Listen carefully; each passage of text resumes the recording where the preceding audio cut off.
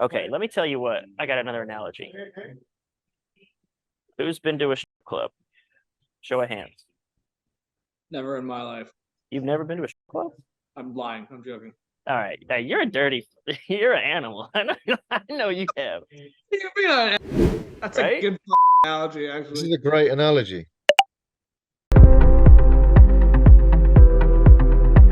And you have a line here, and it's working, which is cool. It's got this ominous thing.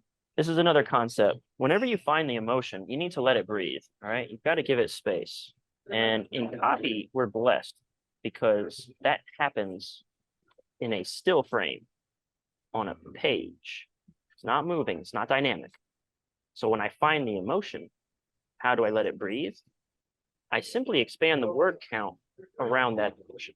So instead of saying, and it's working, I can say, and the scary part, it's working very, very well.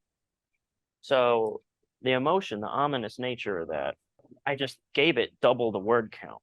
I made it doubly impactful just by doing that, just by I giving think it I'm space to breathe. I think I'm scared to do that a lot of the time because I'm scared of losing someone's interest. I know it's not what will happen, but at the same time, I'm like, shit, if I write too many words around this particular subject or this, like I'm trying to get someone excited through emotion, if I do it for too long, they're just going to stop reading. That's my worry, although I know it's not true. It's just like, I guess, like a bit of a rookie kind of fucking error, you know? 100%. And it goes back, like, that's exactly like you just nailed it. I say insecure copywriters, you said, I'm scared to write like this, right? You've got to have that confidence that the bar is very low. It's a matter of doing the least and only doing the few things that are very important. And what those are the emotional things. The safe bet of just giving me really factual data and just loading up on that, you think that's safe, but it's actually the thing that causes people to tune out because they're like, well, why do I care?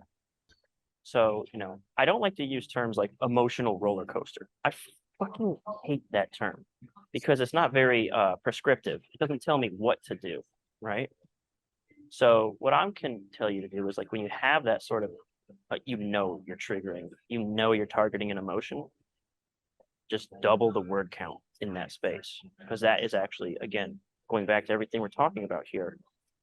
What we're doing is riling up emotions, and then they're going to say like, well, okay, let me tell you what. I got another analogy. Who's been to a strip club? Show of hands. Never in my life. You've never been to a strip club? I'm lying. I'm joking. All right, you're a dirty. You're an animal. I know you have. Yeah, you got a chest tattoo, dude. You're a weirdo. Like I know you do. I bet you. I can't even say it in the recording. All right, Ben. Have you been to a gentleman's I club? haven't. You haven't? Nah. All right. Well, it doesn't matter. You'll still understand the example I'm gonna give you. Okay. You might have known a friend or heard this, or you could probably imagine it. A guy goes to a strip club. Okay. Now everybody knows that in terms of long-term prospects, a stripper is probably not a very safe bet. Everyone agree?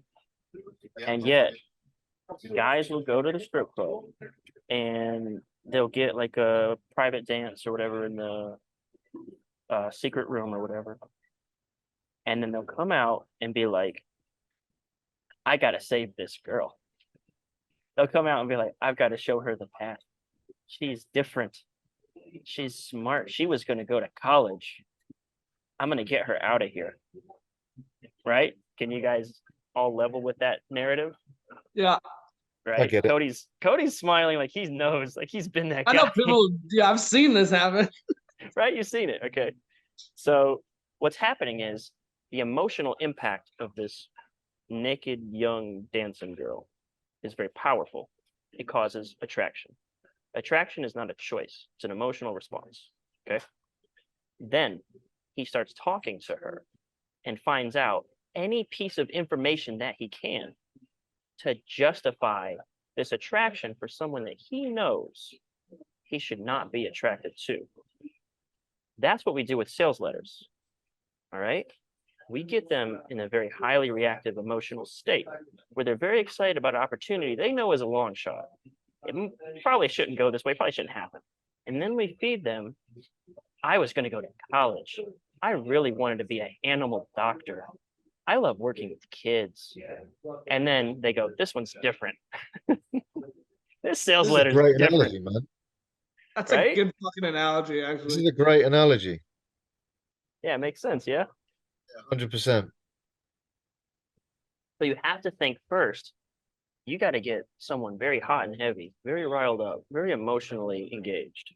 And then this is what they say this very broadly, selling emotion, justifying logic. That's what's happening, right? That's exactly what's happening. So that's all that to say. When you're sitting down and you have one of those emotional moments, you can't be afraid to really dig in and twist them out.